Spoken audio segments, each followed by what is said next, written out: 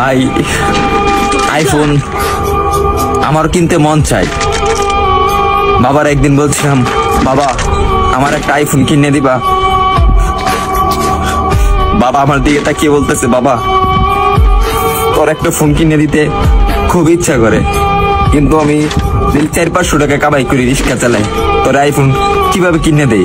ভাই কথাগুলা আমার জন্য বলতেছি না, আমার মতন হাজারো মধ্যবিত্ত ছেলে আছে তাদের জন্য বলতেছি।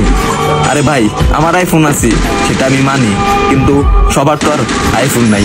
কিছু পোলাপান আছে নতুন নতুন শার্ট পরে, নতুন নতুন প্যান্ট পরে, নতুন নতুন সানগ্লাস পরে, 2 দিন পরে পরে আইফোন পাল্টায়।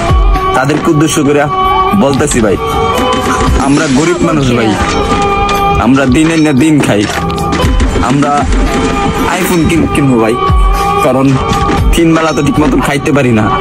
পরে হঠাৎ একদিন বাবা কষ্ট করে প্রতিদিন 100 টাকা করে জমায় একদিন আমাকে 14,000 টাকা দিল।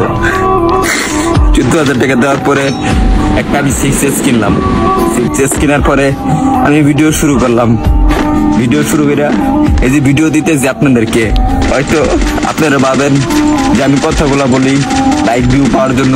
না রে ভাই, সবার জীবনে একটা কষ্টের একটা গল্প থাকে, কাহিনী দেখে, আর আমি যেগুলা বলি রে ভাই এগুলা বাস্তবই বলি।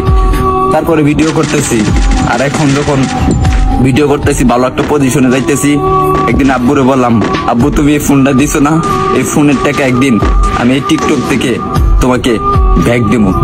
ভাই আপনারা যদি ভালো না বাসেন, সাপোর্ট না করেন ভাই, তাহলে সামনে আগে যেতে পারবো না রে ভাই কখনো। আপনারা একটু ভালোবাসা দেন, তাহলে আমি একদিন অনেক বড় হবো ভাই।